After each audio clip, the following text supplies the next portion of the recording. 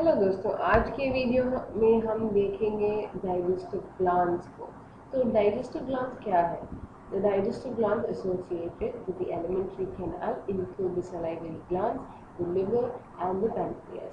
तो जिन जिन gland alimentary canal से जुड़े हैं और एलिमेंट्री कैनाल में उनके सेक्रीशन को डालते हैं, उसे डाइजेस्टिव ग्लैंड्स कहा जाता है। और एग्जांपल्स ऑफ डाइजेस्टिव ग्लैंड्स है सलाइवरी ग्लैंड्स, लिवर और द पैनक्रियास।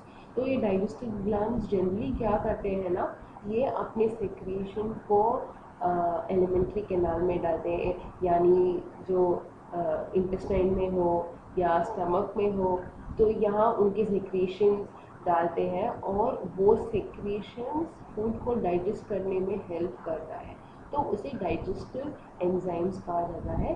और जो ग्लैंड्स उन्हें प्रोड्यूस करते हैं उसे डाइजेस्टिव ग्लैंड्स कहा जाता है। तो हम हमारा पहला डाइजेस्टिव ग्लैंड देखेंगे। The first is the salivary glands. There are three pairs of salivary glands. तो सलाइवरी ग्लैंड्स ह्यूमंस में एक पैर में दो होते हैं और तीन पैर, सो 3 into 2 6 टोटली, बट तीन पैर कहते हैं। तो तीन पैर ऑफ सलाइवरी ग्लैंड्स। पहला है द पैरोटिड, जो चीक में है। तो हम देखेंगे डायग्राम को। तो पैरोटिड ग्लैंड है, इसे पैरोटिड ग्लैंड कहा जाता है। ये चीक में, चीक रीजन, ये पहला सलाइवरी ग्लैंड है। और दूसरी साइड में भी और एक होगा, तो इसलिए वो बोले कि एक pair, one pair. So the first one is the parotids, that is present in the cheek. दूसरा है submaxillary slash submandibular, which is present in the lower jaw. The second one है submandibular और submaxillary। तो ये हमारा lower jaw है, और lower jaw के नीचे जो है उसे सबमैंडिबुलर और सबमैक्सिलरी कहते हैं। तो ये हुआ second salivary gland. So the third one है सबलिंगुअल, बिलो द टंग। तो ये है, यहाँ टंग होता है, ये हमारा दांत है और यहाँ टंग है हमारा, और ये सबलिंगुअल ग्लैंड है। लिंगुआ मतलब ही उसका मीनिंग है कि टंग, सो सबलिंगुअल का मतलब है टंग के नीचे, सब मतलब नीचे। तो क्या कह रहे हैं, these glands situated just outside the buccal cavity secrete salivary juice into the buccal cavity। तो ये रहा हमारा बकल कैविटी, और बकल कैविटी के आउटर रीजन में ये तीन प्रेजेंट है, और इनकी सेक्रीशंस कहाँ जाता है, बकल कैविटी के अंदर। जब हम फूड को अंदर बकल कैविटी में लेते हैं और उनको चबाते हैं, तब ये तीनों ग्लैंड सलाइवा देता है बकल कैविटी के अंदर। तो ये हुआ सलाइवरी ग्लैंड्स का। The second one is the liver. हमारा सेकेंड डाइजेस्टिव ग्लैंड है liver. Liver is the largest gland of the body, weighing about 1.2 to 1.5 kg in adult human। तो ये इतना भारी है कि लिवर ही 1.2 to 1.5 किलोज है, तो ये बहुत ज़्यादा वेट है। तो this is situated in the abdominal cavity below the diaphragm।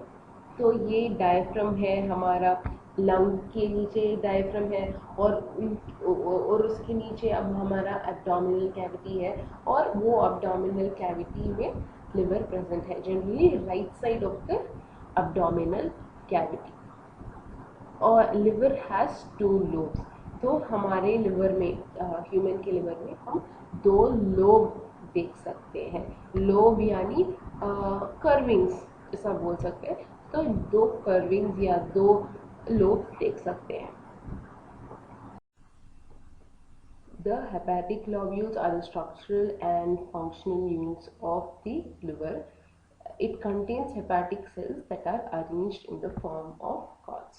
तो इसको हम पहले अंडरस्टैंड करते हैं। तो हेपेटिक सेल्स यानी जो सेल्स लिवर में है उसे हेपेटिक सेल्स कहते हैं, और हेपेटिक सेल्स को हम हेपेटोसाइट्स भी कह सकते हैं। तो लिवर में जो सेल्स है उसे हेपेटिक और हेपेटोसाइट्स कहा जाता है। तो हम इस डायग्राम को देख रहे हैं ना, तो ये हेपेटोसाइट्स ना, उनके अरेंजमेंट को आप देखिए। ये हेपेटोसाइट्स लीनियर अरेंजमेंट लेते हैं और कॉर्ड जैसा शेप लेते हैं। तो ये एक एक सेल अरेंज होके ये स्ट्रक्चर होता है कॉर्ड्स ऑफ हेपेटोसाइट्स। तो ये कॉर्ड ना, बहुत सारे कॉर्ड ऐसे मिलके ये हेक्सागन जैसा फिगर बनता है, और एक हेक्सागन को हम बोलते हैं उसे हेपेटिक लॉब्यूल। ये हेपेटिक लॉब्यूल क्या है? Structural and functional unit of liver है। मैं और एक बार बोलूँगी, तो ये है हमारा हेपेटिक लॉब्यूल। एक हेपेटिक लॉब्यूल का डायग्राम है ये, हेपेटिक लॉब्यूल। और हेपेटिक लॉब्यूल में क्या होता है? बहुत सारे हेपेटोसाइट्स होते हैं, और हेपेटोसाइट्स कॉर्ड्स जैसा अरेंज होता है। कॉर्ड्स यानी लीनियर कॉर्ड, ऐसा 1 2 3 4 छोटे हेपेटोसाइट्स ज्वाइन होके एक कॉर्ड बनता है, और बहुत सारे कॉर्ड ऐसे अरेंज होकर एक हेपेटिक लॉब्यूल बनता है। और एक हेपेटिक लॉब्यूल है structural and functional unit of liver. तो each lobule is covered by a thin connective sheath called the Glissen's capsule। तो ये हम देख रहे हैं ना हेपेटिक लॉब्यूल, तो एक hepatic lobule is covered by Glisson's capsule. ये ग्लिसन्स कैप्सूल क्या है? एक थिन कनेक्टिव शीथ है। शीथ मतलब कवरिंग बोल सकते हैं शीथ को। ये थिन कवरिंग हेपेटिक लॉब्यूल के ऊपर होता है, उस कवरिंग को हम ग्लिसन्स कैप्सूल कहते हैं। तो ये रहा लिवर का कुछ structural aspects. Next, so the bile secreted by the hepatic cell passes through the hepatic ducts and is stored and concentrated in a thin muscular sac called as the gallbladder। तो ये bile क्या है? Bile is the juice secreted by the liver।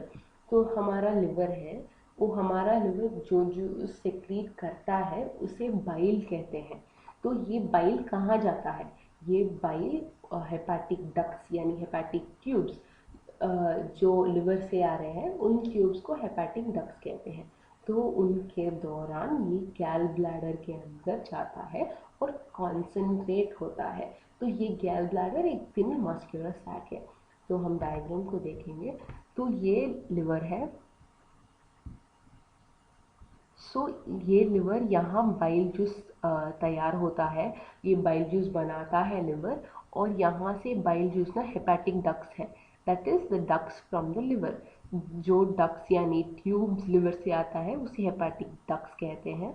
और इस hepatic ducts ना, इससे bile आके गैल ब्लैडर के अंदर जाता है।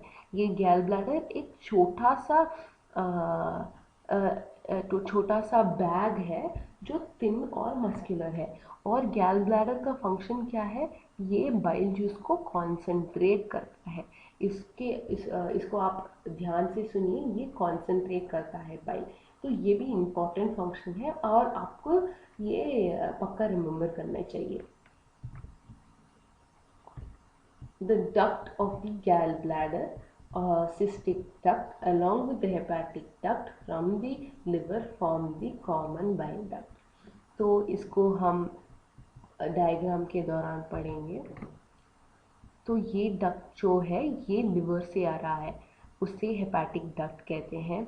और ये है गैल ब्लैडर से डक्ट, और गैल ब्लैडर से जो ट्यूब या और डक्ट आ रहा है उसे सिस्टिक डक्ट कहते हैं। और ये दोनों मिलके यहाँ मिल रहा है, और मिलके ये कॉमन बाइल डक्ट बनता है। तो इसे कॉमन बाइल डक्ट कहते हैं। So cystic duct along with the hepatic ducts form the common bile duct। The common hepatopancreatic duct which is guarded by the sphincter is called sphincter of OD। तो ये diagram देख रहे हैं ना, तो हाँ, इस डायग्राम में ये कॉमन बाइल डक्ट है। तो ये सिस्टिक डक्ट हुआ, ये हेपेटिक डक्ट हुआ, और ये दोनों मिलके कॉमन बाइल डक्ट बना, और ये कॉमन बाइल डक्ट आ रहा है यहाँ। और इस डक्ट पैंक्रियास, ये पैंक्रियास है, और एक हमारा नेक्स्ट ग्लैंड है, पर ये भी हम थोड़ा पढ़ेंगे। सो ये कॉमन बाइल डक्ट है और ये पैंक्रियाटिक डक्ट है।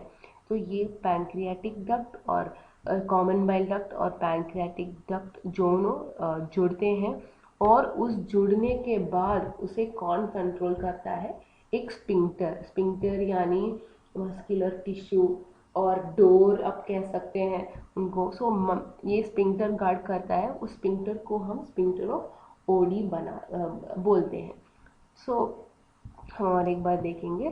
तो ये है हेपेटिक डक्ट जो लिवर से आ रहा है, ये सिस्टिक डक्ट जो ब्लैडर से आ रहा है, दोनों मिलके कॉमन बाइल डक्ट बना।